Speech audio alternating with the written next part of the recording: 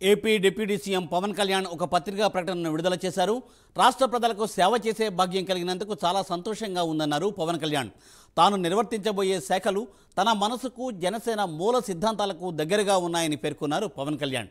ప్రజల సమస్యలను స్వయంగా చూశాను అన్నారు ఆయన. గ్రామాలకు తాగునీరు అందిస్తామని తెలిపారు. గ్రామాల్లో మౌలిక వసతుల కల్పనపై దృష్టి సారిస్తామని అన్నారు. అటవీ సంపదను కాపాడుకుందామని పవన్ కళ్యాణ్ పిలుపునిచ్చారు.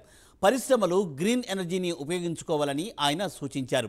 ప్రజా పంపిణీ, ఆహార భద్రతపై ప్రత్యేక దృష్టి సారిస్తామని తెలిపారు పవన్. సినీ పరిశ్రమకు మౌలిక సదుపాయాలు కల్పిస్తామన్నారు పవన్ కళ్యాణ్. యువతకు ఉపాధి దక్కేలా చూస్తామన్నారు డిప్యూటీ సీఎం పవన్.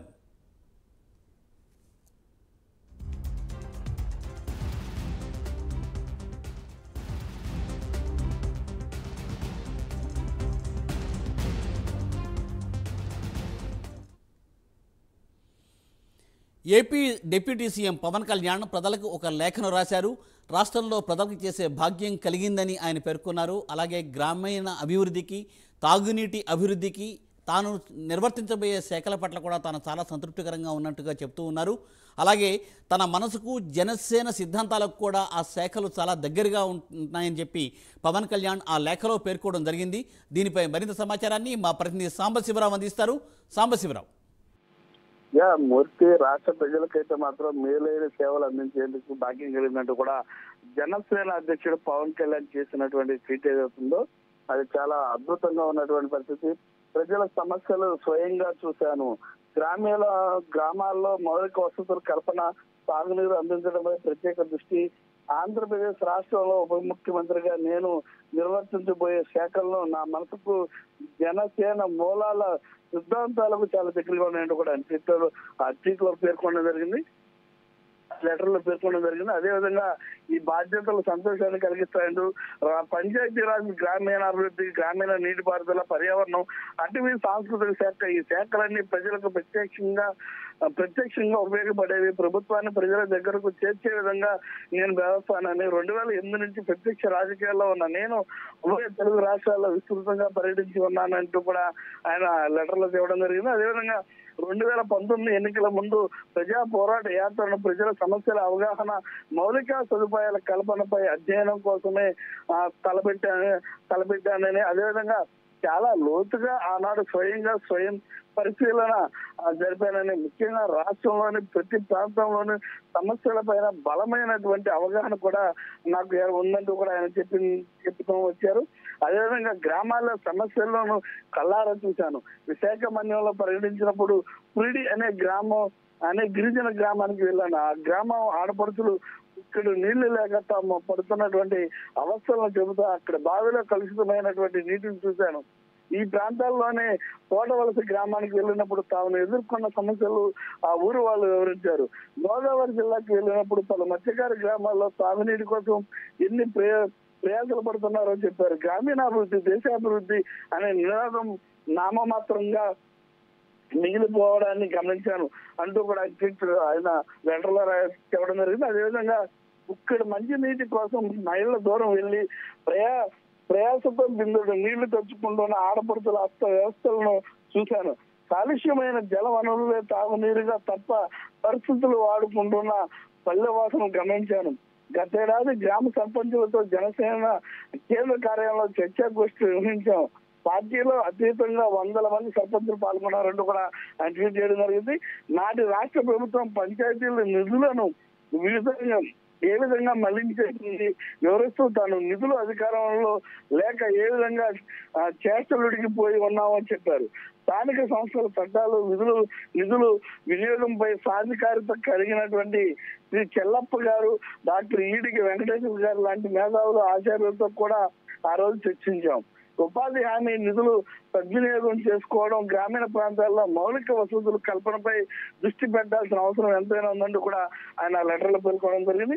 అదేవిధంగా జల్ జీవన్ మిషన్ ద్వారా పల్లెకు రక్షిత తాగునీరు అందించి ప్రజల దాహార్తించేందుకు కృషి చేస్తారంటూ కూడా ఆయన ట్వీట్ చేయడం జరిగింది. ముఖ్యంగా పర్యావరణం పార్టీ సిద్ధాంతాల్లో భాగం. పర్యావరణాన్ని పరీక్షించే అభివృద్ధి ప్రస్థానం అనేది జనసేన మూలాల సిద్ధాంతంలో ఒకటని కూడా ఆయన చెప్పడం జరిగింది. ఒక్క పారిశ్రామిక అభివృద్ధి వేగమే జరగాలి, యువత ఉద్యోగ ఉపాధి అవకాశాలు పుష్కలంగా అందాలని నేను గట్టిగా కోరుతున్నాను. అదే అభివృద్ధి పర్యావరణానికి హితంగా జరగాలి. అందుకు సాంకేతిక మేళవింపు సురక్షితమైన పారిశ్రామిక అభివృద్ధి కూడా సజావుగా అవసరం అంటూ కూడా ట్వీట్ చేయడం జరిగింది. విశాఖ ఎల్జీ ఫార్మర్స్ ప్రమాదాన్ని మనం ఏనాడు మరచిపోలేము. ప్రజా ఆరోగ్యాలను హరించేయడమే పరిశ్రమ ఆధునిక సాంకేతిక అన్నిటి పుచ్చుకునేలా పరిశ్రమలు ముందుకు వెళ్ళడానికి చేతునిస్తూ భూతాపాన్ని తగ్గించడానికి ప్రధానమంత్రి శ్రీ నరేంద్ర మోడీ గారు చేస్తున్నటువంటి ప్రయత్నాలకు బాసలుగా నిలుస్తామంటూ కూడా ఆయన చెప్పడం జరిగింది.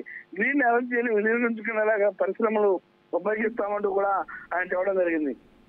అదేవిధంగా అటవీ సంపదను కాపాడుకున్న వృక్షరక్షిత రక్షణ అనే సూక్తి నా మదిలో ఎప్పుడు మారుమవుతుందంటూ, ఒక వృక్షాన్ని రక్షించుకుంటే మానవ కోటి ఎంతో మేలు కలుగుతుందంటూ కూడా ఆయన ఈ ట్వీట్ లో చేయడం జరిగింది. మరి లక్షలాది వృక్షాలను తన గర్భంలో నిలుపుకున్న అటవీ తల్లిని కంటికి రెప్పలాగా కాపాడుకుంటే ఎంతో మేలు కలుగుతుందని, అడవులను విధ్వంసం చేసే కరువు కాటకాలను హేతు అంటూ కూడా ఆయన దాంట్లో రాయడం జరిగింది. అటువంటి అడవులను కంటికి రెప్పలా కాపాడదాం, ఎర్రచందనం అటవీ సంపద అక్రమ రవాణాలను ఉక్కుపాదం మోపుతామంటూ కూడా అడవుల వినాశనానికి పాల్పడినా ప్రయత్నించిన ఎంతటి వారిపైన సరే కటకటాలు వెనక్కు పంపించవలసిందేనంటూ కూడా ఆయన ఆ లెటర్లో రాయడం జరిగింది.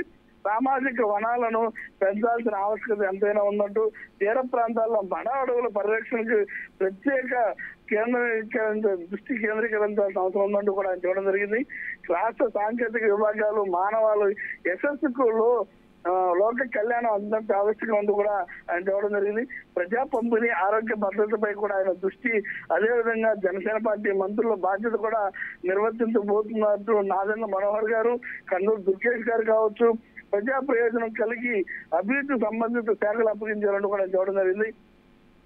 పౌర సరఫరాలు, టూరిజం, సినిమాటోపీ శాఖలు కేటాయించడంతో సంతోషంగా ఉందంటూ కూడా ఆయన చెప్పడం జరిగింది. సంతోషం. నాదెండ్ల మనోహర్ గారు నిర్వహించే ఆహార, పౌర సరఫరాలు, వినియోగాలు, వ్యవహార శాఖల ద్వారా ప్రజలకు మెరుగైన సేవలు అందిస్తాం. ప్రజా పంపిణీ వ్యవస్థను అభివృద్ధి చేస్తాం. రేషన్ కార్డులకు నిత్యావసరాలు పంపిణీ ప్రత్యేక దృష్టి పెడతాం. అదేవిధంగా రైతులకు నుంచి పంట కొనుగోలు విధానం, వారి సొమ్ము చెల్లించు మెరుగైన విధానాలను అవలంబిస్తామంటూ కూడా ఆయన లెటర్లో రాయడం జరిగింది.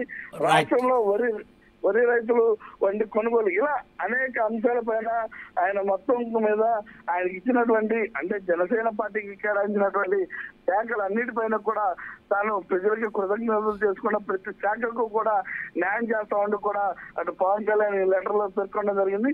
అంటే ఈ ఇచ్చినటువంటి జనసేనకి కేటాయించిన జరిగిన ఉపేక్షించేది లేదంటూ కూడా ఆయన ఈ లెటర్ లో పేర్కొనడం జరిగింది. Murthy, thank you Samsirao, thanks for updates.